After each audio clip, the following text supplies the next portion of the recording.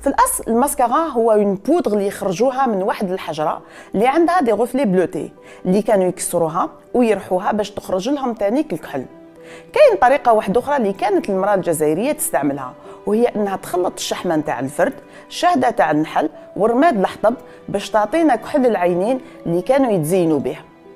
هذه الطريقه اكتشفها الفرنسيون كي استعمروا الجزائر، ومن القبائل نتاع الهضاب العليا كانوا يستعملوها للزينه وللدواء نتاع عينيهم. بصح الماسكارا اللي نعرفوها اليوم واللي اصل التسميه نتاعها يرجع لمدينه معسكر، يرجع الفضل فيها لواحد الشيميست اللي واسمه غيمال اوجان، واللي في عام 1880 خرج لنا الماسكارا وولات معروفه في